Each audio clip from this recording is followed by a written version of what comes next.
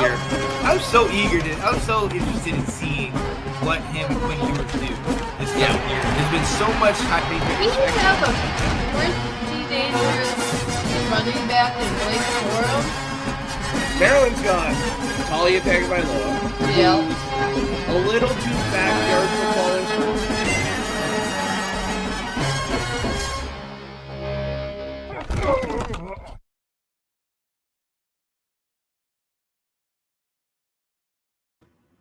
Going on, ladies and gentlemen, it is your boy Sean Spencer, one half of that dynamic duo that is Let's Talk Football.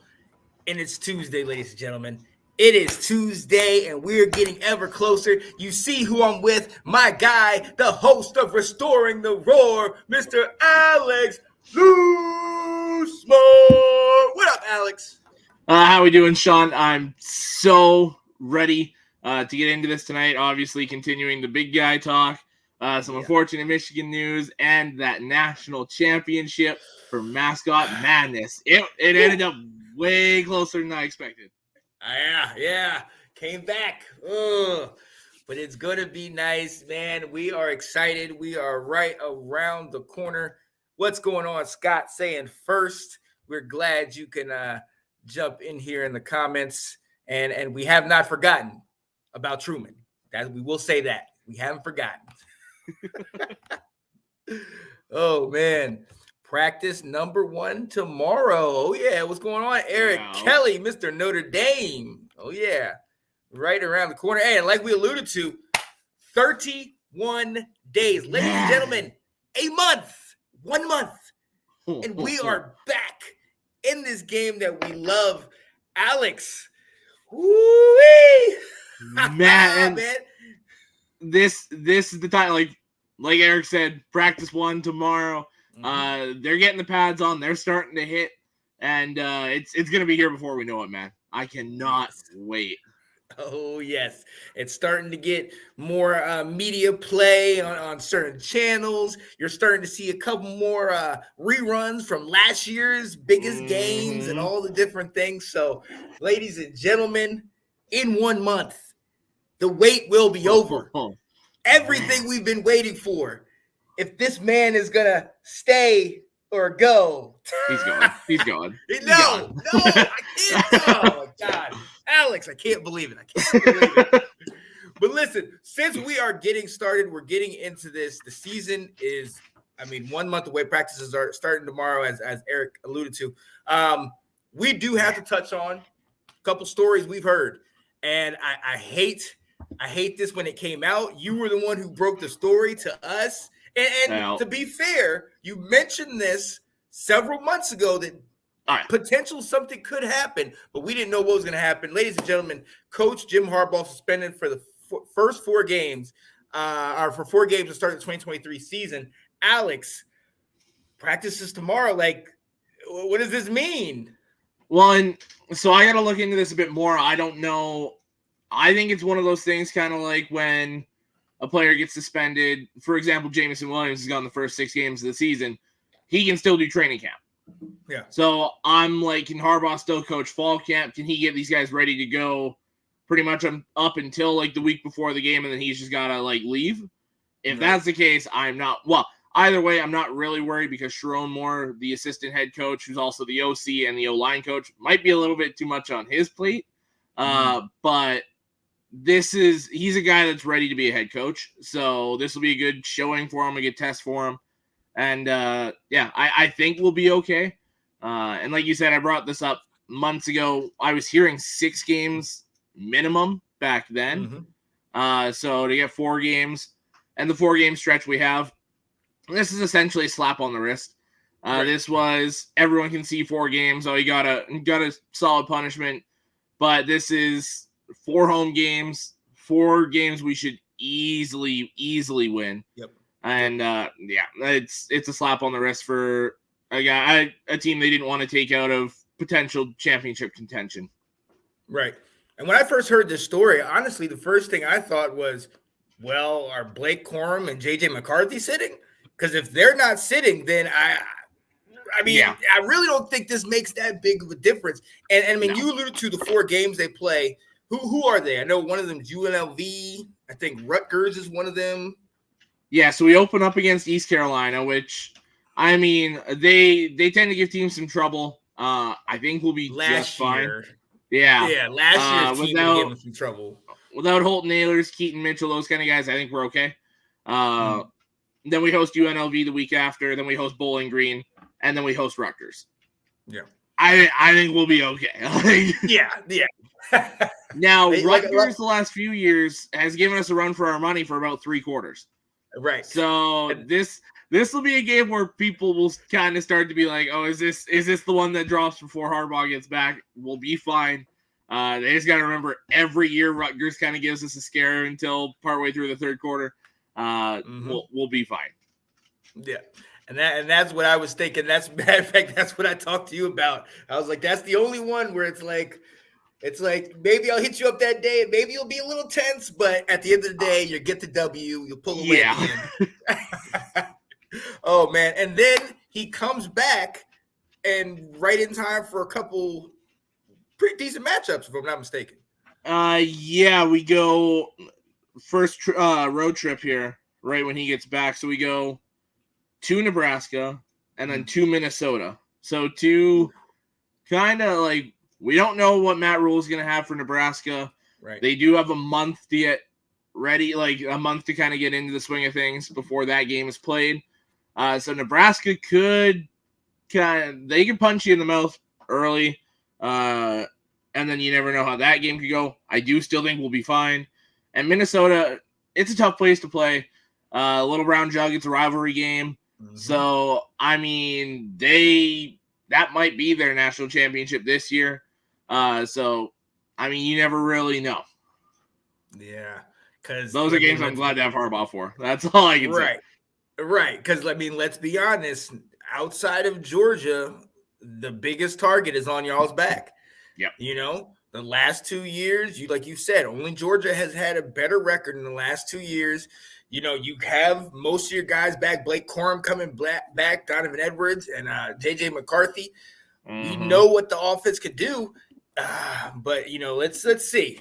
Hopefully there's no little slip-ups in the beginning. We both talked about where we thought it was going to happen later down the line in the season.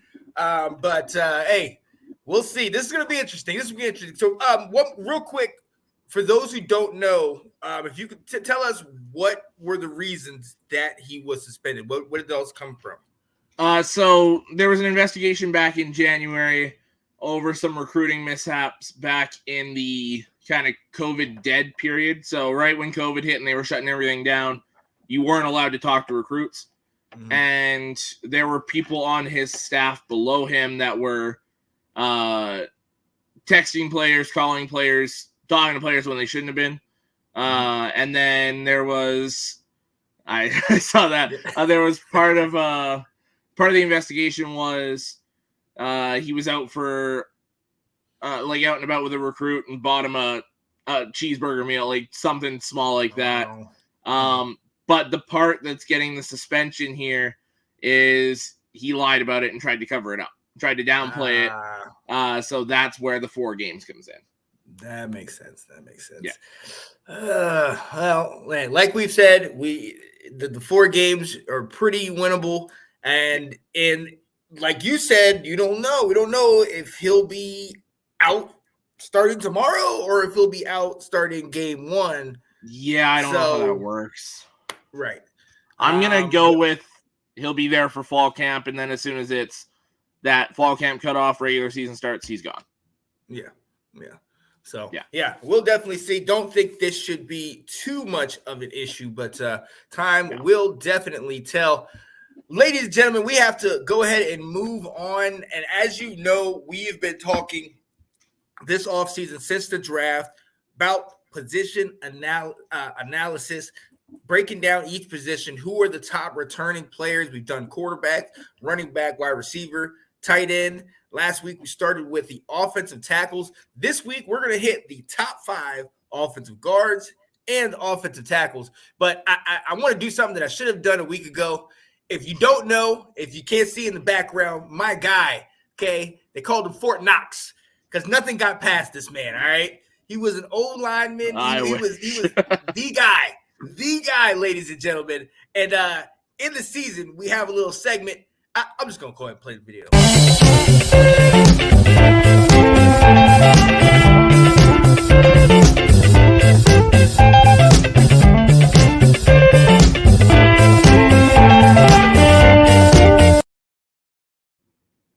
Yes, sir. Loose Moore's lineman. Hey, he's been telling us about linemen. He talked to us about tackles last week. We're going to jump into our guards to start our top 5 guards. Before we do, real quick, Scott, thanks for watching. He said Mizzou's wide receiver will be back this year. Luther Burden III racked up 45 receptions, 375 yards, and 6 TDs. He also added a couple touchdowns on the ground and one on a punt return. I bought him McDonald's hamburger Happy Meal. It was believable up until that last part. Yeah, I think that was the dig at the Harbaugh thing, or maybe the Tennessee thing, the whole recruiting in the McDonald's bags. Right. I don't know which one he was taking a shot at, but it was somebody. It was one of y'all. Yeah. Look, it's not our fault that Truman lost. That's all I'm going to say. But we'll get to that a little bit later, man. All right. Hey, we are going into our top 5 returning guards. I'm going to let you take it away. Alex, where do we go from here, and how many of your guys are on this list? I got 2 guys in my top 5 from Michigan. 3 in the Big Ten out of the top 5 here. I'll start at number 5 here. Christian Mahogany from Boston College. Mm-hmm. Big guy, solid in the run game, which is more where you want your guards to be dominant. Nasty, tenacious player. I love what he brings to the table. So I had to show him some love here. Number 4, Donovan Jackson from Ohio State. Mm-hmm. He's like the one returning guy from Ohio State's offensive line. Yeah. He's going to be the leader for those guys. He's got a tall task leading those guys. I'm sure they'll be just fine. And he'll be probably 2nd round pick in next year's draft would be my guess. Number 3, I have Trevor Keegan from Michigan. He's really good. I mean, these top 2 guys separate themselves, but he leads the pack in that second tier. I mean, if you look at the Blake Corum and Donovan Edwards highlights, it's these guards blowing open lanes for them right down the middle. Keegan's a huge part of that. So, I mean, I'm really glad he came back because I thought we were losing both guards last year. They both decided to come back for their senior year. So, big props there. So, he slides in at number 3. Number 2, if Andrew was watching, this is his favorite guy for the O-line prospects this year, Cooper Beebe from Kansas State. He's a guard that can play guard, tackle, and center. He can play all 5 spots, and he does it very well. He's just predominantly a guard. Solid in pass pro, solid in the run game. Will finish guys, has no problem doing it. Just the technique is kind of what separates him from my number 1, which is Zach Zinner from Michigan. He was a potential first-round guy this past year, decided to come back. I think he'll be a lock to go in the first round next year. He does it all. He's very good in that when he pulls, goes to the outside, double teams, run blocking, pass blocking. He's top tier at everything when it comes to that guard. In terms of college guys, the only thing that doesn't put him a league above himself is Cooper Beebe being right there. So those 2 are the elite offensive linemen this year, in my opinion. Those 2 are kind of 1 and 2 for O linemen in general. But yeah, it's a really good group of guards this year. Oh, absolutely. Absolutely. And I mean, mine is not too much different. I mean, Zach Zinter at 1, BB at 2. For me, though, I had Bo Limmer, Arkansas, at 3. I moved him up just a little bit more just because he graded very well in both pass and run blocking. We know about that run offense at Arkansas, so I'm really liking what he brings there. My 4 was a guy that's not Power 5. Out of UConn, Christian Haynes. I mean, he's my 6. That interior of that line. Well, first and foremost, he helped this team gets to a bowl after being out of bowl contention for 7 years, which is huge for them. You know what I mean? And just the way that he's able to seal blocks and get to the second level, I'm glad he's getting some attention, albeit him being at a smaller school. And then my 5 is Donovan Jackson because of the fact that, hey, this is his year. I think he's going to step up because there is nothing else. Everybody else is gone. And we've seen how he played when he had the rest of them there. But I think what he brings to the table is definitely going to be an addition. Your other guy, Teague, he's my 6. Teague, he's Keegan, yeah. So, but I definitely wanted to throw some love to Christian Haynes because the fact that seeing him being able to move the pile and having people that are relevant at the University of Connecticut, we know they're national champions in basketball, but they're never really looked at. So I love what we're seeing here with him. I got a good look at. I was just going to say, I got a good look at him when we played them last year, and he did well against Mozzie Smith. Did very well against Mozzie. So, I love what he brings to the table. He was my number 6. He was that guy that I was going to talk right after. So, I'm glad we got him in. I will say this. I will say this. I also got a good look at him that day. Unfortunately, your running back was scoring too many touchdowns, so they weren't doing much. That was a big blowout. I went out there with shout out to Kate Alverson. And I and Kat, we went to that game, but the game was over by halftime. Blake was doing his thing, but hey, to UConn's credit, they never died. They kept trying. I don't believe they scored, but they kept, don't playing. Think so. Yeah, they played like it was still in reach for 60 minutes. Like you got to give props for that. They definitely had that fight. Without a doubt. Johnny's in here. What's going on, Johnny? And Scott saying you're late to the party. Yes, prepping for Tales from the Driver's Side. Stay tuned. That will be coming on a little later this evening. Alex, you're a coach. Oh, Scott. Hey, and that's what it takes to get the recruits here. Come on. Hey, top 5 recruiting class. Right. I'm sure worse stuff has been done to get it. So come on now. Let's stay in that interior of the line and let's go into the centers. The top 5 centers coming back. I'll start. Got to go with your guy, the Stanford transfer, Drake Nugent. I think we've seen what he did at Stanford, and I am so excited to see with you losing Olumuwe. Did I get it? Olumuwe. All right. With you losing him to the pros, you definitely have bringing this guy in, and I think that's a great addition to the team. My number 2 is Zach Frazier out of West Virginia. I've watched Kat and her family are huge West Virginia fans, so we watched a lot of them. My thing about him is, like I talked about before with Christian Haynes, he blocks, he gets engaged, but then he fluidly gets to that next level. Yeah. Peeling off of whoever he's on and then going to that linebacker and really opening the holes for that running back coming in behind him. So I'm loving that, especially for, them this year.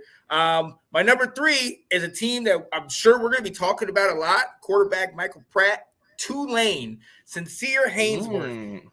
He's somebody that another one, like a UConn guy, I wanted to get him in here. He might not get as much attention, but the better they do, we saw what they did against USC and how he was able to play and move around that defense. Now, we know USC's defense ain't a lot to write home about, but still to be able to do that in a big game with all the lights on you was huge.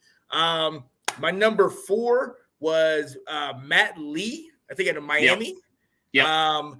He's another one. I'm pairing him with, we know what Cristobal was, he's that coach. He's that was a lineman, kind of bringing that flair to it. This is another team that I'm really expecting to see big things. I expected it last year, but we're really expecting it this year. Hopefully, maybe I just don't know how to grade these guys, but he's definitely going to be an anchor to that line. And then my last one is Bryce Foster out of Texas A&M. Another one of those that I'm expecting big things. I love his footwork. I love his maneuverability, but we saw with Texas A&M last year, they were struggling. We don't know what they're doing at quarterback. So we'll see what this comes. But even still, he's been able to contribute. What's your top 5 returning centers in 2023? So this is a guy, I'll start at 5. I love what he does on the tape, and then his name just adds to it. From Air Force, Thor Paglialong. Ooh. I love it. He's nasty. He's gritty. He's mean. Solid run blocker. Like you were talking about that transition from the double team getting off to that next level. He does it so smooth. It's like butter. He does it perfectly. Number 4 for me, Matt Lee from Miami. Everything you said, he's really, really good. Hopefully he can help Miami be better than they were last year. Yeah. Number 3 is my guy Drake Nugent. Got to see what he does. He was very good at Stanford last year. One of the finalists for the I believe it's the Lombardi Award. One of those awards for the interior guys. One of the finalists there, like Oluwatimi was the year before. I expect big things from him this year, especially number 3 guard, number 3 center, and number 1 guard. So big shoes to fill. Oluwatimi, I think he can do it just fine. Number 2 for me, and this answers Johnny's comment up above, the toughest, meanest center in college. I believe it's Sincere Haynesworth. I love this guy's grit on the field. He is mean. He is nasty. He is violent. Everything you want in one of these interior offensive linemen, he brings it and then some. I love what he does on the field. And then number 1 for me, Georgia tops the list again, Cedric Van Pran. Very good, very talented, can do it all. These top 3 guys to me are kind of that top tier, and then after that, it's another very good second tier of probably 5 to 10 guys. Like, again, centers is a very good group again this year.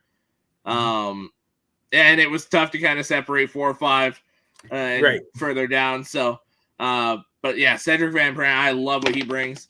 And for Carson Beck to have one of the top centers and a returning guy that's got the experience is huge. Yeah. Yeah. And that's why we kind of had him a little higher last year, not this offseason, not necessarily in the top 5, but up there because of what they're bringing back, the support around him. You know what I mean? You have a couple returning receivers. You have Bowers, Brock Bowers. How am I blanking on that? But yeah, it's what brings around. So we'll see what he does. And Handy and Colin, they're very, very high on him. I want to shout out some people in the comment. We got an Iowa fan in here. Very excited to see my guy, Matt Patton. What's going on, Matt? Okay.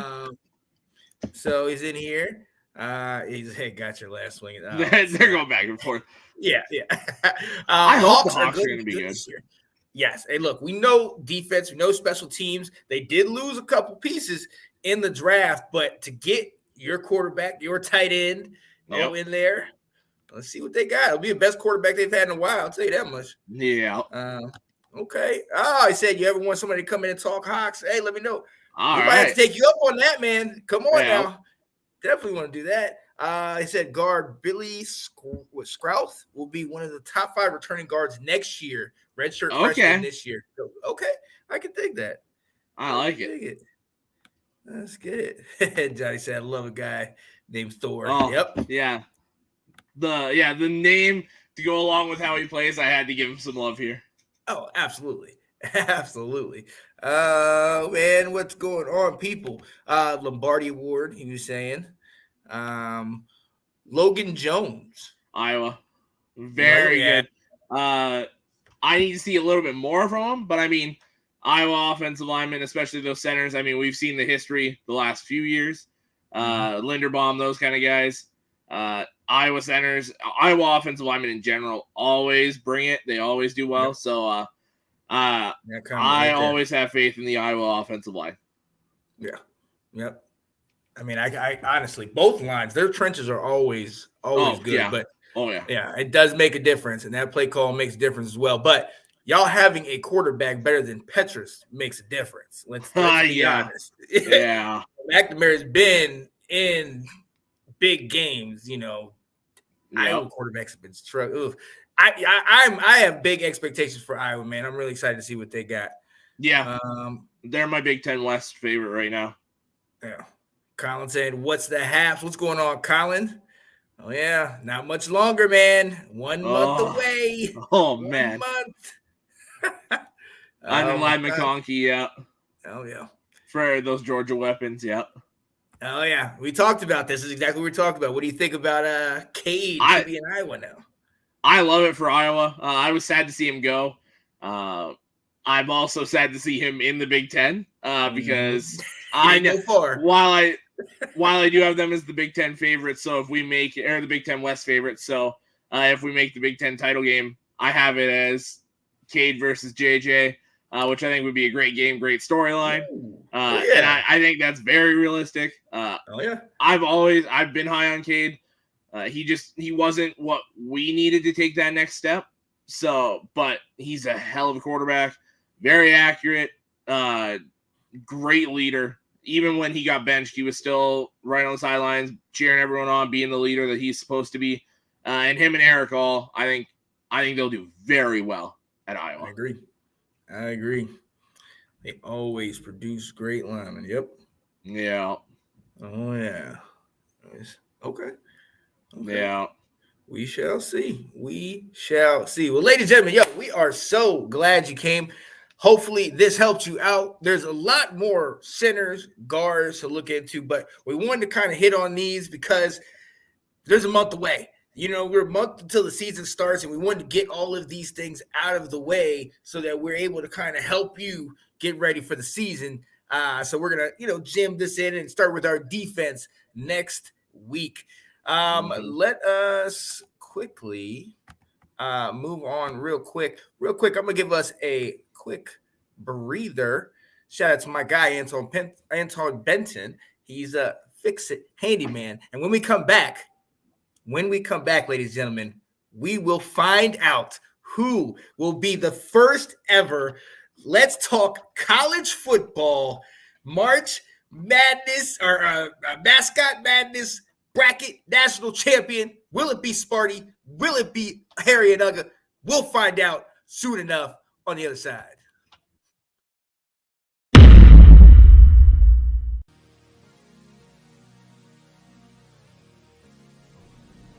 Hey there, ladies and gents. Your local handyman, Anton Benton, here to help you with your problems. I'm here right now on the job site, taking out whole kitchen cabinets.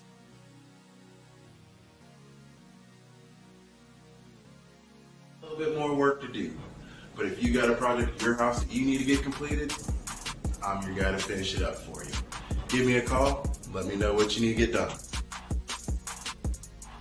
Your new company, man. Shout out to your new company. Go ahead and tell the world about your new company real quick. Oh boy. So marketing Anton Benton Pros. Yes. Doing everything from plumbing to electrical to making huge decks to doing closets.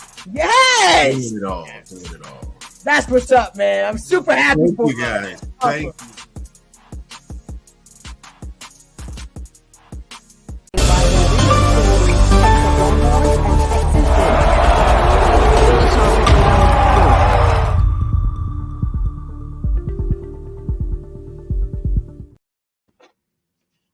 We are back, ladies and gentlemen. Welcome back to Let's Talk College Football. And if you've been with us through this off season, we started something a couple months ago where we put out a number of March Madness bracket of mascots, and we went through 48? What was it? 48 team bracket. Yep.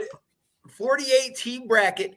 We wheeled it down. We had a couple of upsets. Testudo from Maryland was making a run, doing a couple things. Yeah, Elite Eight Testudo, yeah.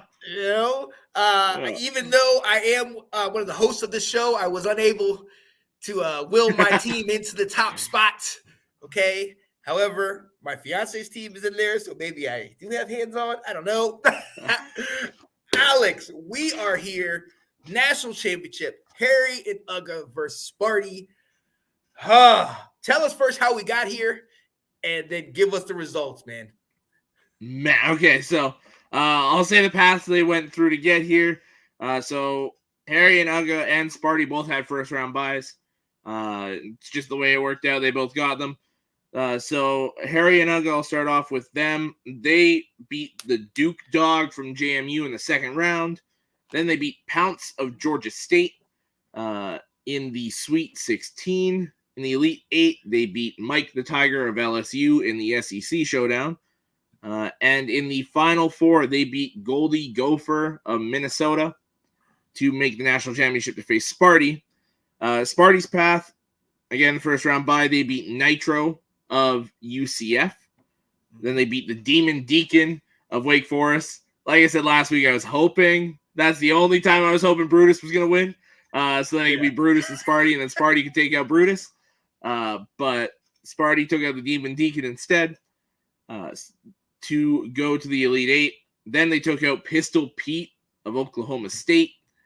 And then pulling off the upset in the Final Four, taking out Chief Osceola and Renegade of FSU. I am still shocked by that one. Go green! Go white! I was going to say, I won't finish that for you. So, I will say, we were talking last week how crazy it was that we had 22 and 27 votes on those Final Four matchups. Yeah. This national championship matchup, we finished with 153 votes. That is insane. Wow. So thank you to everyone that voted. Thank you to everyone that participated, brought it, shared it. Anyone that got involved, thank you. Yes. We're going to have another bracket coming starting next week. So hopefully you guys hop back in and vote on that one. Oh, yeah. But when it comes, Matt, don't worry, we'll have some of these other guys in there, so you guys will get a chance. He was talking Herky's about in the next one.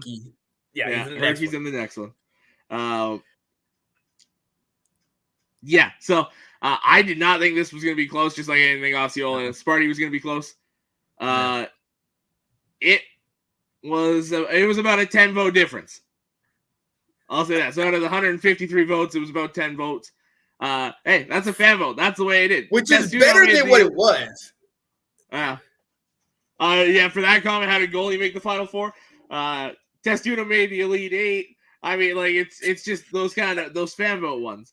That's the beauty of this. So I just saw the comment, quit beating around the bush. Oh, yeah, I saw it, yeah. So the 153 people, it was split 71 to 82 in favor of Harry and Uga. The real-life national champions are your national champions of the Mascot Madness. Yeah. And we knew you were waiting on that, Colin. Your reign of dominance has not ended. There you go. And Johnny, you can't say we fixed the poll. I didn't even vote in this one. I stayed out. Look, you know I was trying to vote for Michigan State, Johnny. So come on. Yeah. Oh, man. Congrats to Harry and Uga and the Bulldogs. Shocker, they win again. Right. Yeah. Well, I feel like whatever they try, they're going to get a W in it. So, hey, we will see. Oh, wait, I said your family did, Alex. Oh, man. But look, go ahead. Oh, I was just going to say I'm excited for that next one, the way I'm setting it up. You got to get through your own conference to make it. Oh, you gotta take out your conference, and then obviously there's a few like group of fives in when certain conferences didn't have enough.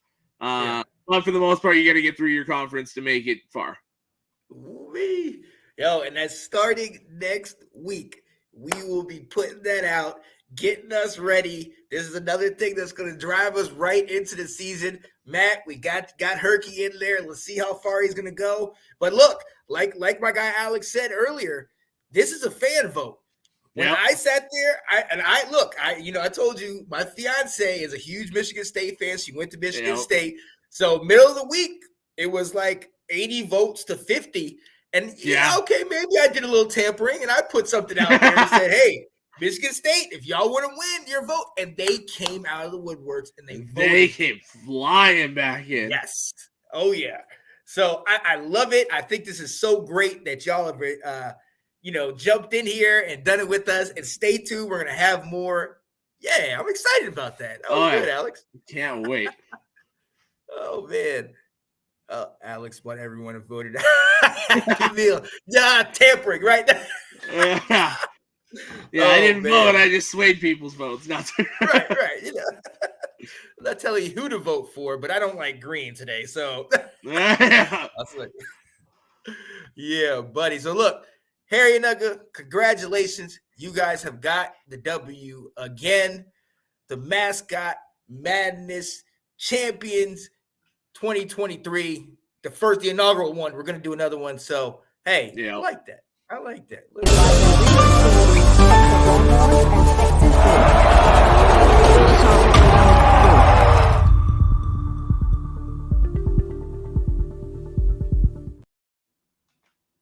Then Johnny still talking. Stop being bitter. Shouldn't I be more bitter than this, Johnny? Come on, man. See, and I put it in, obviously SEC groups, Big Ten groups, overall college football groups. So it was spread evenly. I will say that. Yeah. Come on. So, hey, there's going to be other opportunities. Do not worry. But look, ladies and gentlemen. So we alluded to it earlier before we get do the last segment. We alluded to it earlier, and we're talking about Michigan and that suspension. But then also Tennessee got hit hard with suspension. Oh, yeah. What all was that about? Because I remember that came out, and I don't know. I was shocked because I had heard something about it before, but then to see the level of kind of what they got, like what was that about? Well, it was pretty serious allegations that were thrown at them. It was from that few years back with the McDonald's bags, with all the recruiting mishaps they were doing, and they went way overboard. So. They got hit pretty hard. If I'm not mistaken, they had to vacate all their wins from, was it 2019 and 2020? Yeah. Something like that. Yeah. So, Josh Heupel lost about 19 wins, something like that, off his record. And I mean, we saw a month ago-ish, it happened to Les Miles, the old LSU Kansas coach. He had to vacate some wins. He's no longer eligible to be a Hall of Famer now, because he had to vacate those wins. Because as a coach to make the Hall of Fame, you have to hit a certain number, or like your winning percentage has to be at a certain number. And him vacating those games knocked him just under. So he went from being eligible and probably going to get in eventually to he's no longer eligible to be a college football Hall of Famer. Ooh, well, That's how it plays out. You better be careful on that stuff. Gotta be careful on that stuff. Yeah. Alrighty. That meaning of vacate, I think I didn't fully. It doesn't show up as losses.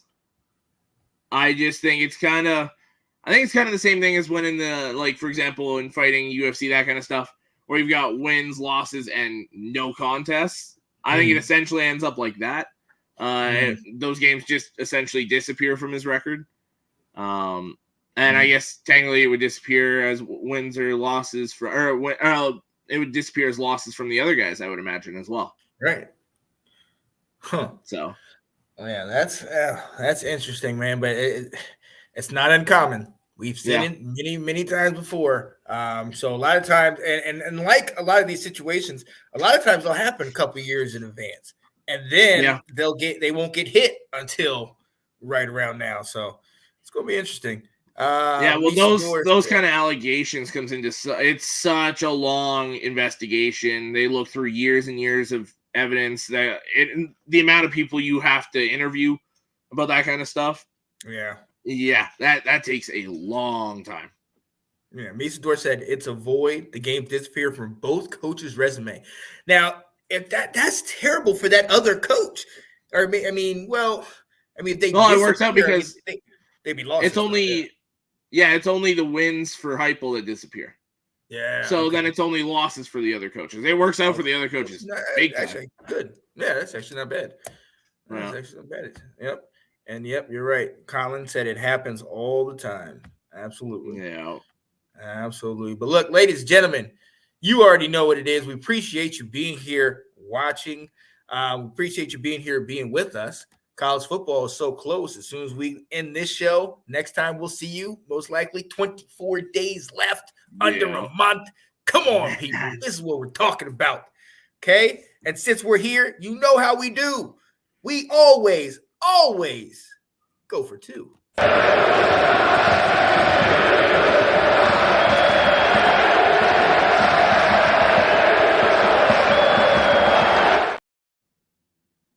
And I want to put up my 2 fingers again in the camera. I realized when I put it I was like, oh boy. Wait a minute. So this is the 2, okay?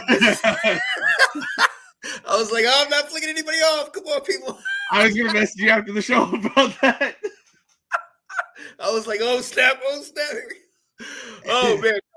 So hey, for those of you that don't know, we appreciate all you guys joining us. At the end of the show, sometimes if we have the time, we'll go for 2. Essentially just say one last thought on our mind, football related or not, and just kind of, hey, maybe you receive it, take it with you, keep moving. Alex, what is your going for 2 today? So the player in me wants to throw this out. And like we saw, we're right there. That comment, first practice tomorrow. When I was always playing, main camp starts this weekend. So for anyone, if you're watching that's playing and you're getting right back into it, enjoy, because you never know when your last time stepping on that field is. That last year I went on for main camp. I didn't realize that was my last main camp. So just enjoy it. Take it all in. Enjoy the time with your guys, and just have fun with it. Yeah, absolutely. I love that. Misadora said, I just went for 2 as well. Taco Bell. Yep, I understand it. We'll do it. Yeah. Oh man. Yeah. No. Honestly, for me, mental health, people. I mean, look, I think life happens, and I don't think we can ever catch up with it at times. And there are times when, you start getting in the funk and getting in the mood, and getting all in your head, and then all of a sudden you don't even realize it, but you're not dealing with it on the inside, so it's coming out in other little ways, and it's been affecting me. It's been hitting a little bit home recently. 40 is less than 2 months away for me. I'll be 40, and still kind of dealing with a couple things I haven't accomplished yet. Still trying to grow this, and then work 2 jobs on the side, because this is my main thing, in my opinion. Take that time to deal with what's going on inside your head. Take that time to get somewhere that you can talk to somebody and just get it out. For me, when football season is not going on, I get in my head a lot. Yep. That also means when football season's going on, I am all into it 150 million%. I'm just diving into it. But when it's not here, it's like a hibernation period. It's like, dang, I can't really get a large chunky is just gone. Like, yep. Yeah. So when and that might not be for everybody, but don't be afraid to go out there. And it's become a lot more common now, but don't be afraid to go out there and just let it out. Talk to somebody. If you need to, I've been thinking about going to see a therapist, just go in there just to have somebody to let this stuff out and let it out in a positive way.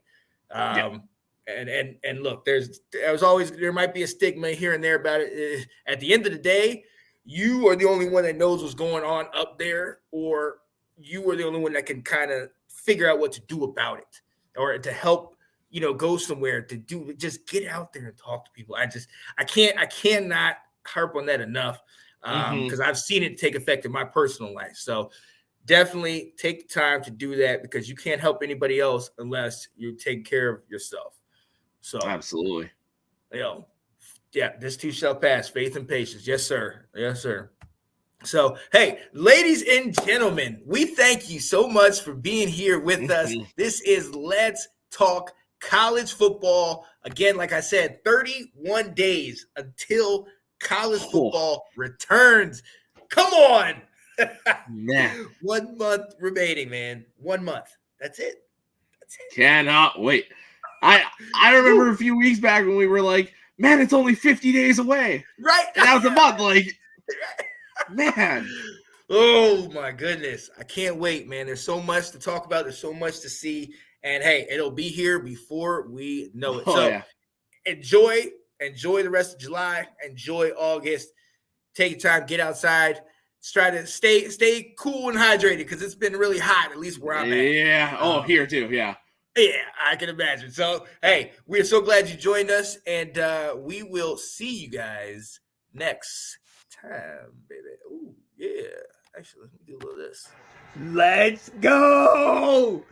Tar Heels! You already know what it is.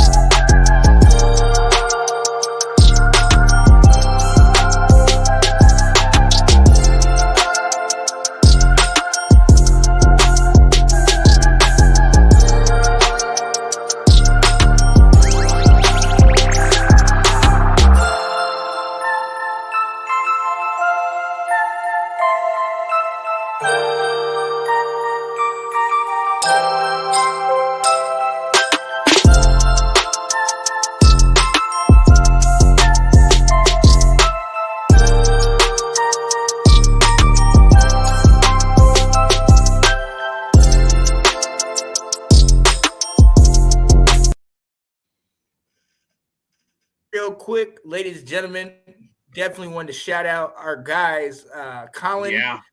P, and Anthony Handy. They will be coming back, I believe, within the month with This Week in Georgia Football, where they talk Georgia, they talk SEC, and hey, can Georgia three-peat, all that good stuff. I did not want to get off the show without promoting our guys because they do great, great stuff, man. So stay tuned for that. Let's Talk College Football. We'll be back Tuesdays and Saturdays, mainly Saturdays this fall. But hey, look forward to it. Hey, my guy, Restoring the Roar. When is that coming back? Maybe next week or the week after, going to kind of give a little bit of training camp to build up, look ahead to the season. It'll be coming back soon. Okay. I can dig it. Probably should have done all that before we played the exit video, but it's all good. It's all good. We're live. This is what happens.